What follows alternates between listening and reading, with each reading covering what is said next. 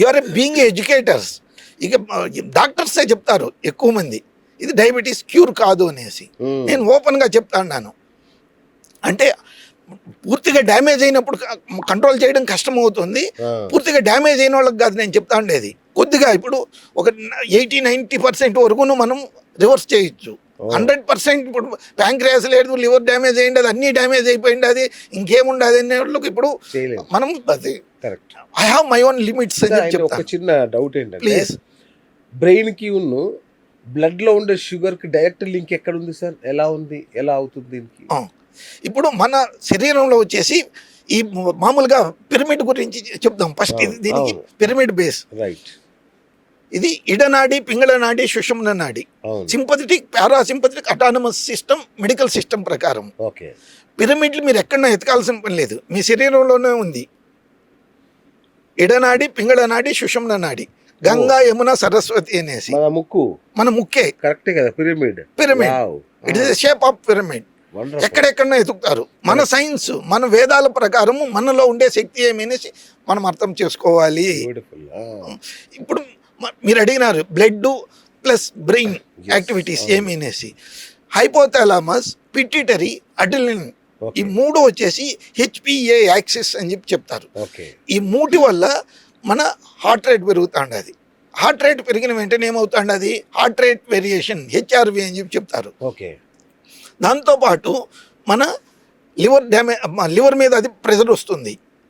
మీ secretions ఏముండాయో అది pancreas మీద పనిచేసి ఈ యాక్సిస్ వచ్చేసి డ్యామేజ్ అయిపోతుంది. మీకు సెంట్రల్ వీల్ యాక్సిల్ ఏముండదో దాన్ని చూసుకోవాలి, క్యాలిబ్రేషన్ ఉందా లేదా అనేసి. మీరు అన్ని చోట్ల ఇప్పుడు పోయిన వెంటనే ఏం చేస్తాడారు, ఏ కారు తీసుకెళ్ళినా ఏం తీసుకెళ్ళినా వీల్ యాక్సిల్ అలైన్మెంట్ అని చెప్పి చెప్తారు. ఆ అలైన్మెంట్ లేకపోతే మన శరీరం ఎక్కడ కూడా ఒక దారిలో ఉండదు. ఇది లెఫ్ట్కి పోతుంది, రైట్కి పోతుంది. ఇప్పుడు జరుగుతూ ఉండేది విధానమే ఇది.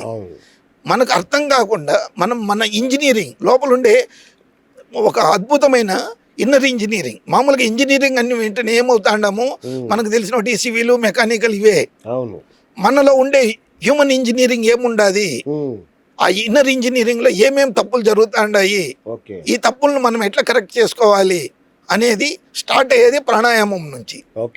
మన ఊపిరిలో నాకు తెలిసినట్లు నా దగ్గర ఒక 100 బుక్లు 100 బుక్లు ఉన్నాయి.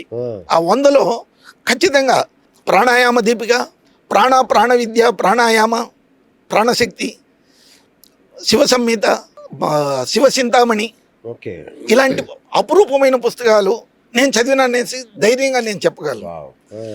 ఎలా అని చెప్తే ఇవన్నీ కూడా మా గురువు గారు యమయోగి శ్రీ శ్రీ హనుమాన్ మహారాజ్ గురి ఋషికేశ్ నుంచి నాకు బహుమానంగా ఇచ్చినవి. వాళ్ళ ద్వారా నాకు ఈ పుస్తకాలు చదివితే నా బుద్ధిశక్తి పెరుగుతుంది. నాకు స్టార్ట్ అయిండేది power of subconscious mind. రెండోది వచ్చేసి థాట్ పవర్ అనేసి స్వామి శివానంద సరస్వతి గారు రాసి ఉండే పుస్తకం. ఇలాంటి మన ఆలోచనల నుంచి మనం ఏమవుతా ఉన్నాము, మన వాళ్ళు చెప్పుండారు. మనం ఇది రెండోసారి చెప్తా ఉన్నాను, యద్భావం తద్భవతి. మనకు ఏమన్నా చెప్పినప్పుడు మన పల్లెల్లో ఏం చెప్తారు, తదాస్త దేవతలు ఉంటారు, ఏమంటే అది మాట్లాడొద్దురా అని చెప్పి చెప్తారు. అదే ఇది తదాస్త దేవతలు ఎక్కడనో లేరు, మీలో ఉండారు.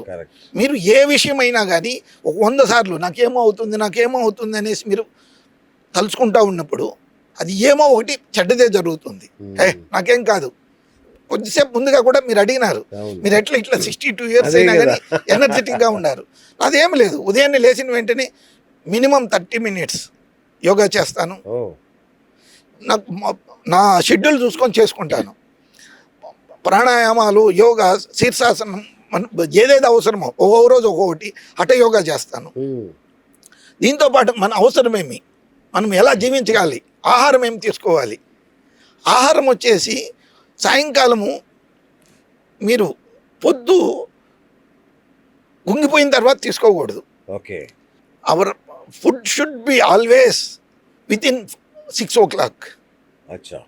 6 గంటల లోపల మీరు ఆహారం తీసుకోవాలనే కానీ దాని తర్వాత వచ్చేసి నీళ్లు కూడా తాగకూడదు అనేసి మన పెద్దలు చెప్పుండేది. అది తీసుకున్నప్పుడు ఏమవుతాండి, అది జస్ట్ మనకు ఎగ్జాంపుల్గా తీసుకుందాము. 6 గంటల తర్వాత మీరు భోజనం చేసినప్పుడు ముందుగా అయితే కరెంటు ఉండిండలేదు, ఎలక్ట్రిసిటీ ఉండిండలేదు. అవును. వాళ్ళు వచ్చేసి ఏం చేస్తూ ఉన్నారు, దీపంలో తినేవాళ్ళు, పురుగులు పడతాయి అది ఇది అనేసి తినేసేవాళ్ళు. కాకపోతే మనకి ఇప్పుడు పవర్ ఉంది, మనకు అంతా కూడా లైటింగ్ బాగుంది, అయినప్పటికీ ఎందుకు తినకూడదు? మనకు సిర్కాడియన్ క్లాక్ అనేసి ఒక అద్భుతమైన గడియారం ఉంది, ఓకే. జైవిక గడియారం అని చెప్పేసి మనం తెలుగులో చెప్తాము. ఆ గడియారం వచ్చేసి 6 గంటల తర్వాత మనం తిన్న ఆహారము అంత జీర్ణశక్తి ఉండదు. ఓకే. అంటే మనం ఫోటోసింథసిస్ లేదు, అవును, కరెక్ట్. చెట్ల మాత్రం మనమే సూర్య కిరణాల నుంచి ఈ శక్తి తీసుకోవడం లేదు, ఇవన్నీ లేదన్న అయినప్పటికీ మన శరీరం వచ్చేసి ఆ ఇంజనీరింగ్ ఒప్పుకోదు. జీర్ణశక్తి మీకు అంత తేలిగ్గా కాదు. ఓకే. మీరు ఏదైనా స్థూలకాయానికి కానీ థైరాయిడ్కి కానీ నేను చెప్పేది ఏమి అని చెప్పేది, first you should make your food habit correct. Dietary thing, gut brain activation అని చెప్తాను. ఓకే.